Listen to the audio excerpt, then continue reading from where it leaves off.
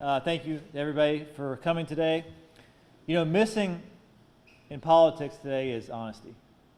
Honesty about what works, but also what doesn't work. And our country has been fighting the war against marijuana for decades. And it's time for elected officials to admit that what we are doing has not been working. Although there are career politicians who would rather live in the past, I prefer that we, as South Carolinians, look to the future.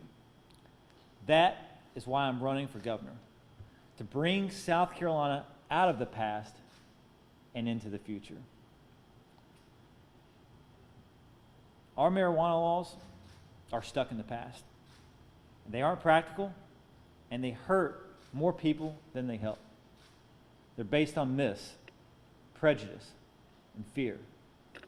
So I believe it's time to end the prohibition on marijuana in South Carolina.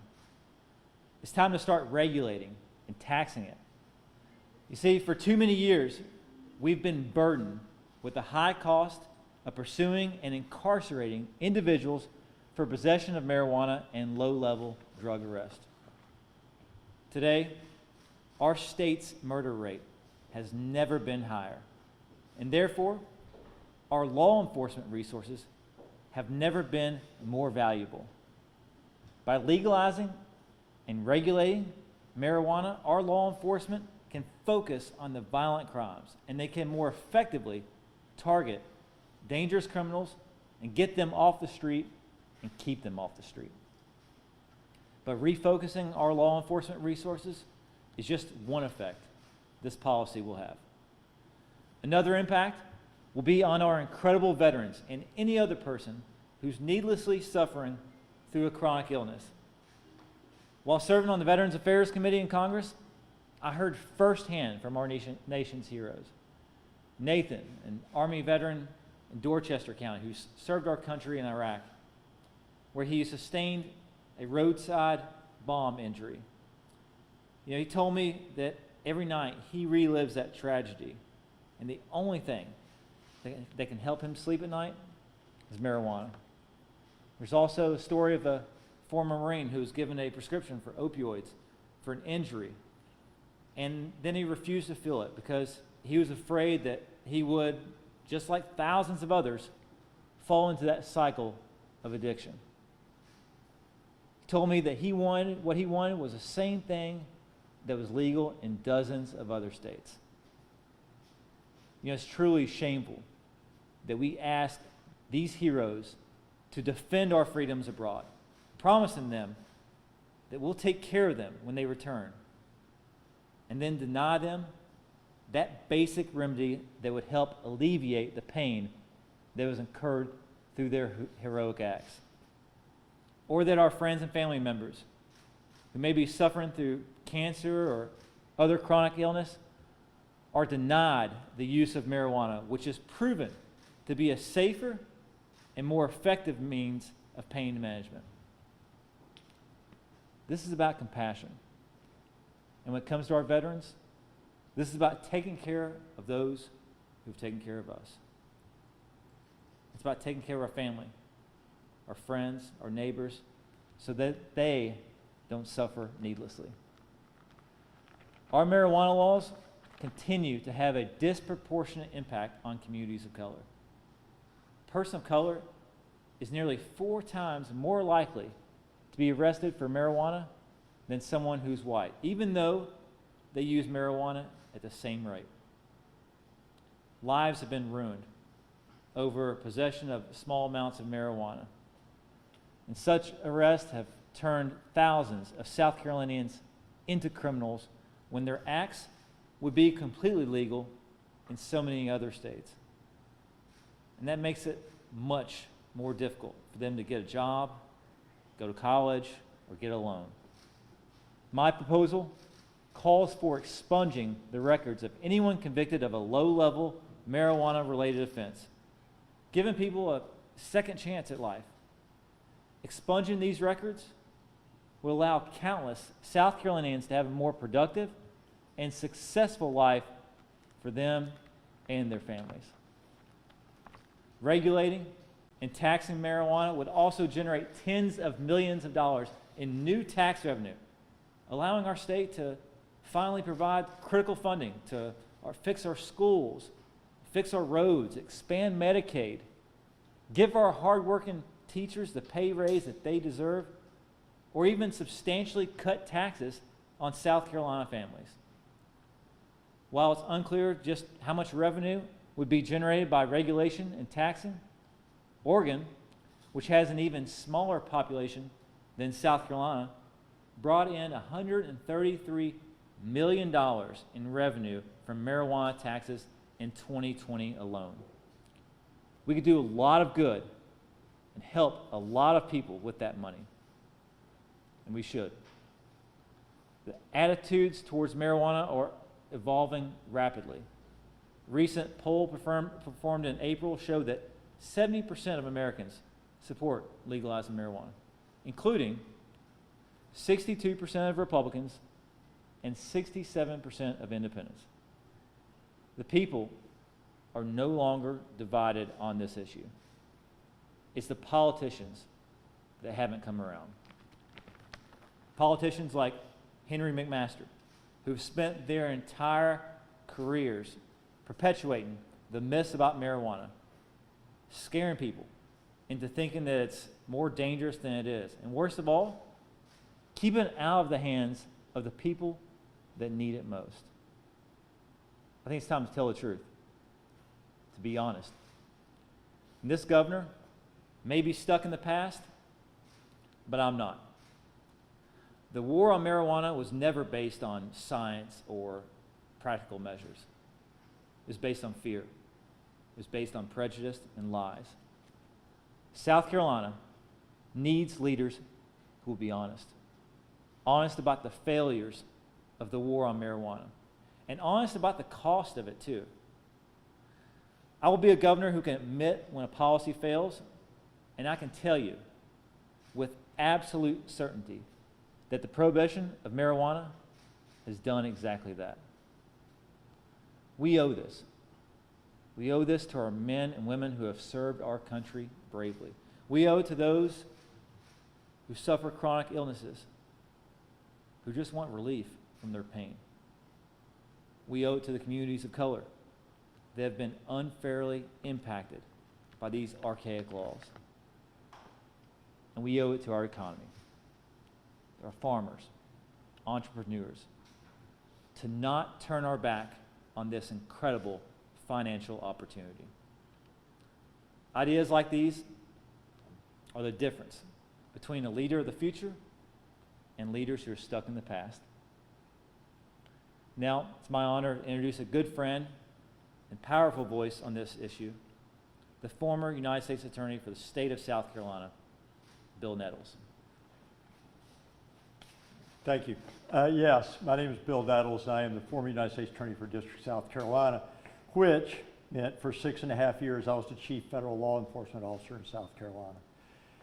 I could tell you this, I mean, if not today, okay, most likely one day this week and definitely several days this month, there will be a helicopter flying around vacant land that's being paid for by state funds. And that helicopter is going to have 3 or 4 guys dressed up like they're going to war in it. And they're going to be flying around over vast expanses of undeveloped land in South Carolina, not looking for child pornographers, not looking for human traffickers, not looking for violent criminals, but looking for a plant. They're going to be looking for a plant that is legal in 16 states, completely legal, adult use for cannabis, and in 36 states for medical use. And let's take and that is for a plant. That money that's being used to fly that helicopter around, that money is being used to maintain that helicopter, that money that's being used to pay the people dressed up like they're going to war in the helicopter could be used to make our life safer, each and every one of our lives safer. But it's not, because we asked them to do that. And that's the one thing I want all of y'all to understand about law enforcement, who is somewhat understandably hesitant on this issue. I can tell you this as someone who's been in law enforcement. it is not a unanimous voice that is against cannabis from within law enforcement. But those that are adamant about it, it's because it's what they've done almost their whole adult life. And so we asked them to go do this, and now we're asking them to stop. All right? Let's look at, I mean, if this were like a forward, this isn't even a forward-thinking idea anymore, y'all. Alabama and Mississippi, let me say that again. Alabama and Mississippi are both moving the ball further than we are on this issue. Virginia, southern state, just legalized it. All right? West Virginia, the Republican governor of West Virginia, who is, you know, rightly or wrongly, an adamant Trump supporter, he advocated for medical marijuana in West Virginia. Why? Because he saw what opioids was doing to his state. This wasn't an abstract issue to him. This was a very real issue. And you know what they've gotten? They've gotten real results in West Virginia. They've seen opioid use drop, which also saves money on Medicare and Medicaid. All right? So we are not, this isn't one of those wacky ideas that's come in from out west. This is an idea, you know, 5 years ago it was an idea whose time has come. Now it's an idea that we need to catch up on. All right? Look, I don't know what the tax amount of money that will be, that we can bring in from this, but let me talk to you about this. Of the 36 states that have either got medical or adult use on cannabis, name me one single one of those states that has tried to rescind it. And you know why that is? Because every single state that has taken the steps like what Joe wants to do, they have been not only happy about it, but they've moved forward. None of the states have, there's no movement to rescind any of this. And what does that tell you? It works. All right? When you talk to law enforcement in the areas that have adult use and even medical, they will say this. All right? They will say that the world is a little bit safer, contrary to what the less enlightened of law enforcement have you believe. You're going to hear, I mean, I can't tell you, when I was U.S. Attorney, I heard from people, and especially veterans, all right, with PTSD or anybody with chronic pain. This is something that works, and it doesn't have the harm that a lot of the pharmaceuticals do. And lastly, but not leastly, you know, my granddad owned a farm machinery dealership. I grew up in a family of farmers, all right? It's a rough way to make a living, and it ain't getting any easier. But it's something we can do here. And it's something we can do here and make good, solid money. So literally, whenever I think about this issue, it's hard for me to understand why we're even having to advocate for it, because they should be advocating why we don't have it. Because it literally doesn't make sense to make cannabis illegal in South Carolina. At this time, I think I've got the privilege to turn this over to Donald Howell, who is both a veteran and a registered nurse, which obviously gives him a great depth to speak on this. Thank you very much. Good afternoon. My name is Don Howell. As I was introduced, I am a veteran of the United States Navy. I was a Navy corpsman where I rendered medical care to the Marine Corps in the battlefield. They called us combat docs. During that time frame, I was awarded the Purple Heart and combat action, and I'm currently working as a nurse where I've taken care of civilians as well as veterans. Now, I've suffered with PTSD for 38 years. Now, something I want to mention really quickly.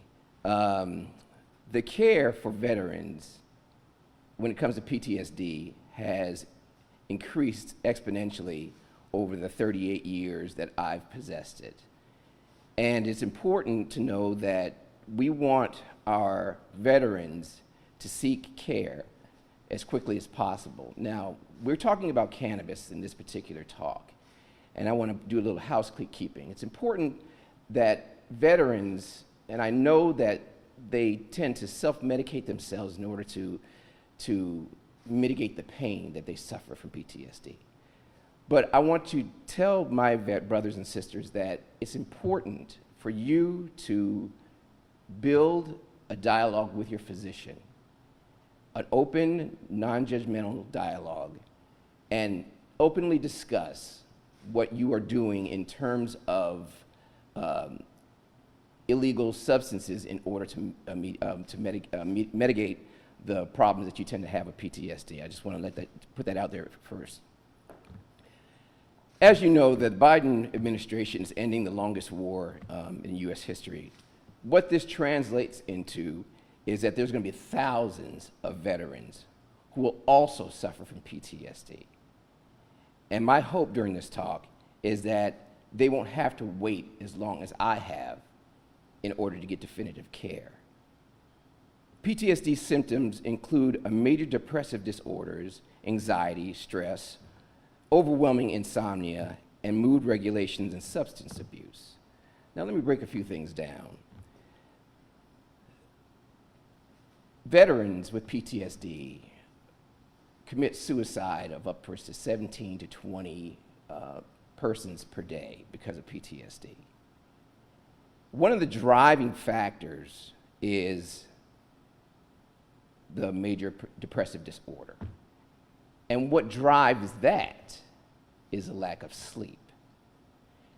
You may see a lot of veterans who may use cannabis illegally, but in majority, they do this in order to have sleep, in order to fend off the negative effects of PTSD, such as overwhelming insomnia and mood dysregulation. We are often given medications, psychological medications, that help with PTSD. But those medications take sometimes 30 days to 120 days to kick in. Now, back to the suicide. Suicide is basically driven from depression. You're so depressed that you can't get off the floor or out of the bed. But when you're given the traditional medication, it takes 30 days to kick in, but there's a sticking point. There's a moment during that 30 days, 120 days, where you begin to feel a little bit better, and you can get out of bed. You can get out of bed and you feel well enough to kill yourself. That's one of the sticking points between that 30 and 120 days. One of the beauties of utilizing cannabis is its rapid onset, 10, 15 minutes. And immediately you'll feel alleviation of mood dysregulation. You'll feel better about yourself. And more than anything else, it alleviates stress and allows you to get sleep. Sleep, again, is one of the driving factors of depression. We as veterans feel a sense of shortened future, never expecting to be married, and these are the symptoms of PTSD. Both in our careers and relationships, we're plagued with strife and mental confusion, unprovoked anger, negative thoughts of conspiracy against us, and negative thoughts about ourselves. Now, in a work environment, employers may see our behavior as being disruptive or inconducive to a safe and peaceful, harmonious work environment.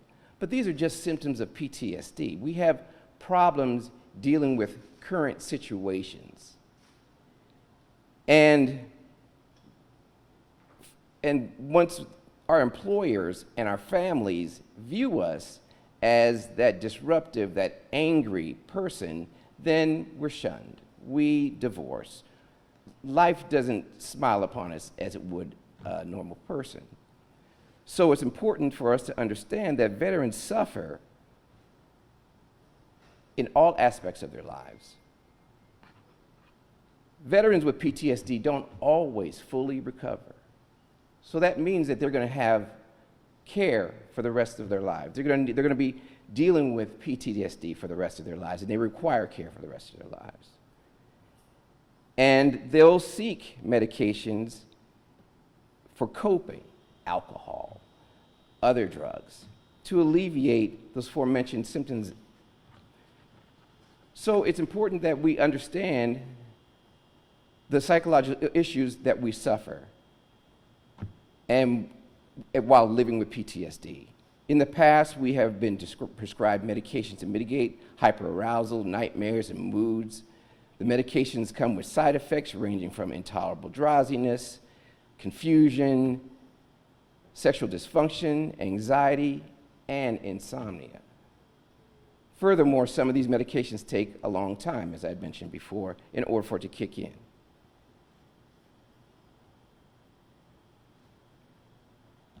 An important thing about veterans or people in active duty, there's a moment called mail call. And it's probably one of the best times when you're in active duty and you're deployed. You get that letter from home. And you should see these guys when they receive these letters. I mean, it puts a smile on their face, it turns their life around. And of course, these letters are about the dog who may have messed up mom's carpet or how your little brother may have wrecked the car. They may seem trivial to you, but they mean the world to us. That letter from home is something that we cherish, and we ask that in order to make cannabis legal, our legislators have to move forward and understand the needs of the veteran and the importance of the traditional medications and then what we have today. And of course, the utilization of cannabis and how it can help. So it's important that the rapid onset and alleviation of symptoms that involve mood dysregulations and sleep are the driving factors for the utilization of cannabis for those veterans who use it illegally. As lawmakers, you can make the suffering of veterans better. It's important as lawmakers to make the impossible possible. After all, that's your job. We ask South Carolinians, because I understand there's a referendum a couple of years ago, and we asked South Carolinians, whether they wanted cannabis in the state of South Carolina, and overwhelmingly there was a 70 to 80% agreement. Of course, our lawmakers never brought that to the table, and they never moved forward with it. So we asked that one last letter from home from you South Carolinians. Write that letter to your congressman, to your senator, for your veterans. Write that letter, that one last letter from home, because we're going to have a lot of veterans going to be coming home from Afghanistan, and some of those people will not seek medical help.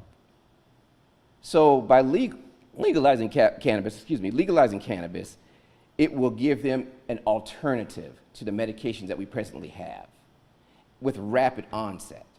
And that will buy time for them to heal. And particularly, if we can get these veterans into the hospital and treated early, then they won't have long-term effects that I tend to have, because it's harder to treat when you don't treat PTSD for a very long time. If it is possible for any of you South Carolinians to lean in to your lawmakers, ask them why. Because the reasons why they tend to shun cannabis are for reasons that are not true. The endocannabinoid system is a system that we have in our system, just like our blood system or integumentary system. And what it does is it helps regulate our mood, fear.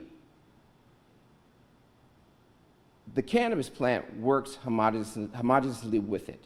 So bearing that in mind, when you speak to your lawmakers, whatever they say in terms of it being a gateway drug is not true. And the side effects that you tend to have from other medications, including alcohol, doesn't exist because there's a harmonious connection between the endocannabinoid system, the one that you already possess, and the phytocannabinoid system, which is in the plant.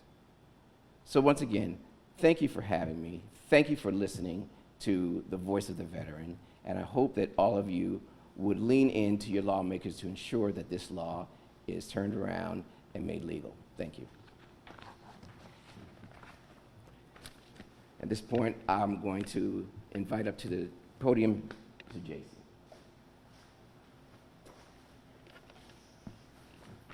Good afternoon. My name is Jason Ergel, and I am a proud South Carolinian, born and raised here. Today is a great day in South Carolina. My father, Jesse Ergel, worked his entire career for the state of South Carolina with the Clemson Extension Service. And when he contracted stage 4 cancer in 2016, my family was obviously devastated. We watched the cancer and the chemotherapy lay waste to his body. And he fought for 5 brave months to spend as much time with the family he loved as he could. He was a law-abiding citizen of South Carolina, but based on my recommendation and with so much initial hesitation and feelings of guilt, he began to use marijuana. He began to use it to help with his appetite and his pain. When our family went to the doctor shortly thereafter, we were sad his critical cell count was going the wrong direction. But we were overjoyed when we saw he gained almost 10 pounds shortly after starting to use marijuana. It is a shame he had to feel guilty about trying to use a plant that is good and that God gave us, to use it to help him feel better.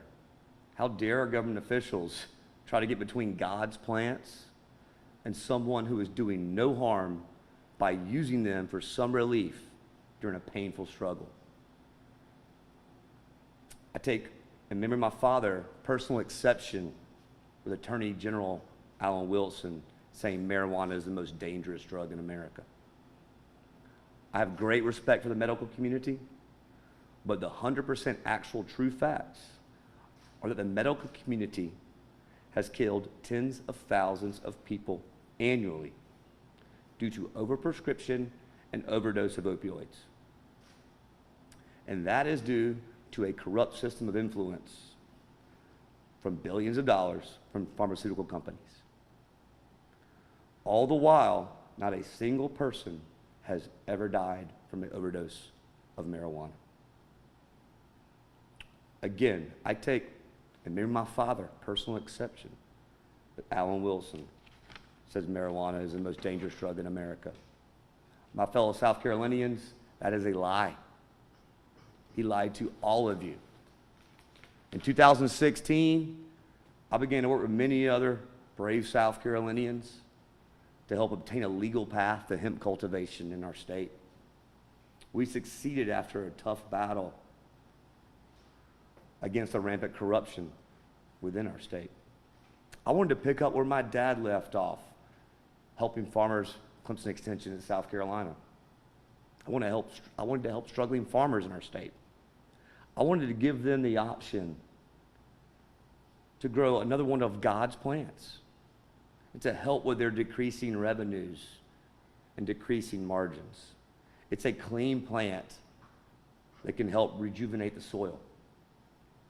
I am a fierce independent. I am proud of this man right here behind me on stage, Joe Cunningham. I am proud of his courage to tackle the corruption that has led to a completely immoral prohibition of one of God's plants.